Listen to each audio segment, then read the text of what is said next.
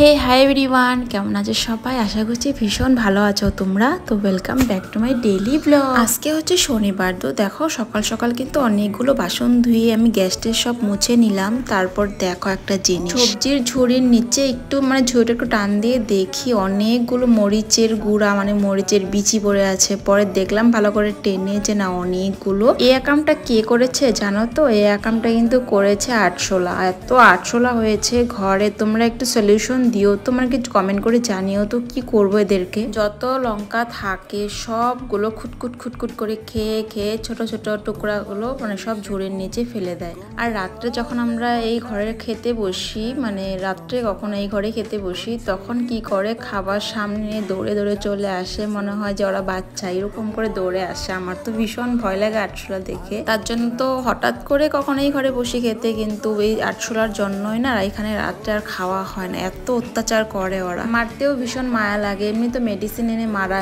যায়, কিন্তু আমার অনেকটা খারাপ লাগে। ঘরে এত ইঁদুরের অত্যাচার করে, আমি ওষুধ এনে রেখে দিয়েছি, কিন্তু এখনো একটা ওষুধও ইউজ করিনি। ভাবি মারলে তো ওরাও কষ্ট পাবে, তার জন্য আমি দিই ওদেরকে অত্যাচার করতে। কিন্তু দেখো নিজেদেরও তো ক্ষতি করে। আমার যে কতগুলো কাপড় ওরা কেটেছে, ইঁদুরে কত যে কাপড় নষ্ট করেছে। সেদিনকার কথা, একটা ওষুধের বোতল, তো ওষুধের বোতলটা এক জায়গায় রেখেছি। আগের দিন রাত্রে দেখি প্যাকেটটা কেটে দিয়েছে, উপরে যে একটা প্যাকেট কাগজ লাগানো থাকে সেটা কেটে দিয়েছে। পরে আবার অন্য একটা জায়গায় রেখেছি একটু সরিয়ে, তারপরে দেখি সেখানটায় গিয়েও কেটেছে। তাহলে ওরা কিভাবে বুঝে যে আমি জিনিসটা সরিয়ে রেখেছি? খুবই চালাক ওরা। তো দেখো গল্প করতে করতে কিন্তু আমার সব কাজ সারা হয়ে গেল, আর আমি স্নান করে চলে আসলাম আর শ্যাম্পু করে স্নান করেছি। আজকে হচ্ছে শনিবার, ব্লগের প্রথমেই পড়লাম। তো শনিবারের ব্লগ এটা আমার কালকে আপলোড করা হয়নি, শরীরটা ভীষণ খারাপ ছিল কালকে, তাই আর কি এডিটিং করে যে আপলোড করব সেটা আর ইচ্ছে যাচ্ছিল না। এডিটিং করতে গেলেও তো কতটা সময় লেগে যায়, তাই ভাবলাম যে আজকের ব্লগটা কালকে ছেড়ে দেব।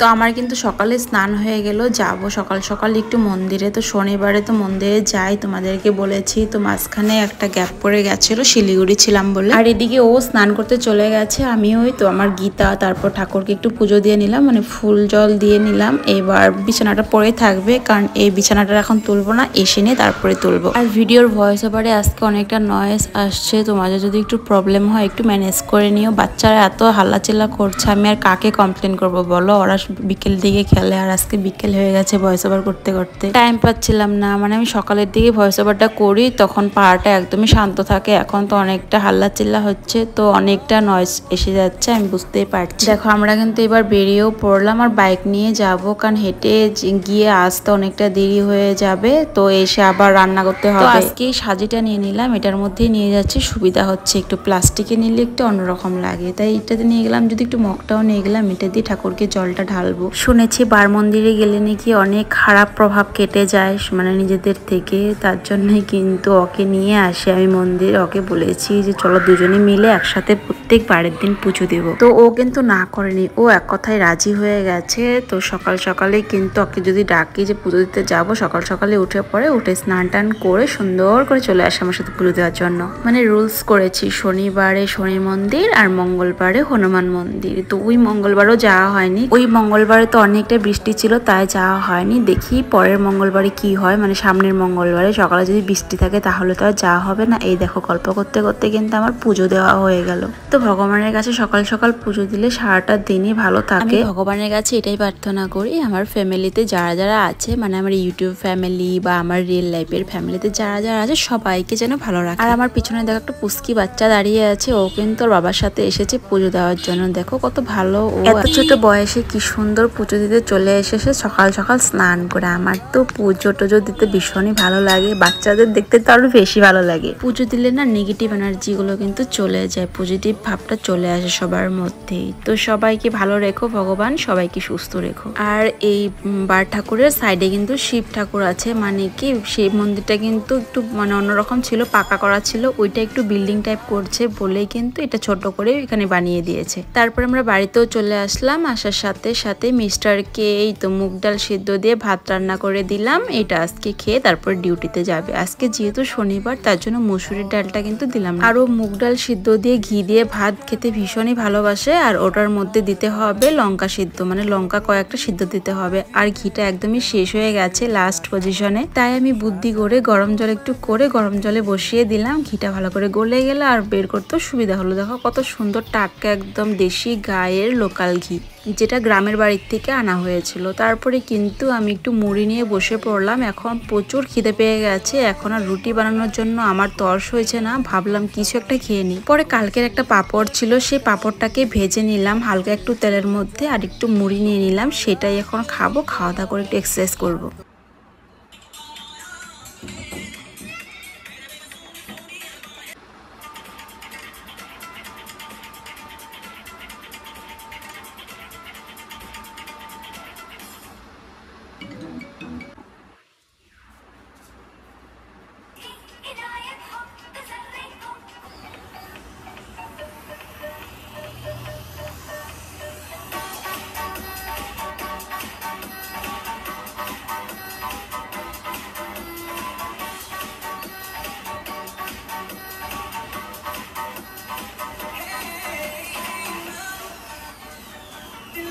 পুরো হাঁপিয়ে গেছি, 20 মিনিট লাগাতার জুম্বা ডান্স করার পর এখন ঘেমে একদম খিচে গেছি।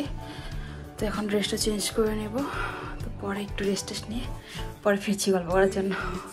এক্সারসাইজ মানে একটু জুম্বা ডান্স করে নিলাম। জুম্বা ডান্স করলে কিন্তু ফুল বডি এক্সারসাইজ হয়ে যায়, কারণ জুম্বা ডান্সটা এমন একটা ডান্স যেটা এক্সারসাইজ করে করে কিন্তু ডান্স করা হয়। আমি আগে যখন ফ্যাট ছিলাম তখনও কিন্তু মানে সকালের দিকে এক্সারসাইজ করতাম বা ইয়োগা করতাম, আর বিকেলের দিকে জুম্বা ডান্স করতাম। জুম্বা ডান্স করলে এতটা মানে ফিল হয়, মানে এতটা হ্যাপি ফিল হয়, কি বলবো, বলার ভাষা নেই। ডান্স করলে কিন্তু মাইন্ডটা অটোমেটিকই ভালো লাগে, তার জন্য বিকেলে একটু ডান্স করি। তো বিকেলে আজকে আর করলাম না, আজকে সকালের দিকেই করে নিলাম, মানে ব্রেকফাস্টটা করে, কারণ সকালে এক্সারসাইজগুলো করা হয়নি। তো ভাবলাম 15-20 মিনিট একটু জুম্বাই করে নিই। তারপরে জুম্বা টুম্বা করে এসে একটু রেস্ট করলাম, অনেক ঘেমে গেছিলাম। তারপরে একটু ড্রেস চেঞ্জ করে সবজি কাটার জন্য বসে পড়লাম। আজকে রান্না করব মিক্স সবজি দিয়ে একটু ডাল দিয়ে মানে ছিটিয়ে রান্নাটা করব। তো যেহেতু শনিবার আর আমি এমনিতেই তো নিরামিষই খাই, দেখোই তোমরা জানোই, তোমাদেরকে নতুন করে কি বলবো, সবাই এখন আমার বিষয়ে সবকিছু জেনে গেছো। মানে কিছু কিছু লোকের সাথে যদি দেখা হয় আমাকে ডাইরেক্ট বলে তুমি তো নিরামিষ খাও, আমি বলি হ্যাঁ।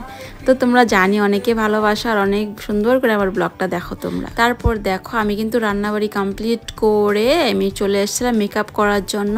আর এই ড্রেসের লুকটা কিন্তু আগেই শর্টে ছেড়ে দিয়েছি বা ইনস্টাগ্রামে ছেড়ে দিয়েছি, যারা যারা এখনো দেখোনি যাও গিয়ে দেখে আসো আমার ইনস্টাগ্রাম আইডিতে। আর এই ড্রেসটা যদি কেউ রেন্টে নিতে চাও তো মনার আকাশের সাথে কন্ট্যাক্ট করে নিও। তো একটা রিলস বানানোর সাথে সাথে যদি আমি এডিটিং না করি আমার একদমই ভালো লাগে না। আমি আগে সবকিছু মানে রিমুভ করার আগে কিন্তু এডিটিংটা কমপ্লিট করি, এডিটিং কমপ্লিট হওয়ার পরে কিন্তু আমি মোবাইলটা রাখি। তো চলো তাহলে বন্ধুরা আজকের ব্লগটা অবধি রাখছি। ভালো লাগলে like comment share and subscribe করতে ভুলো না। বাই।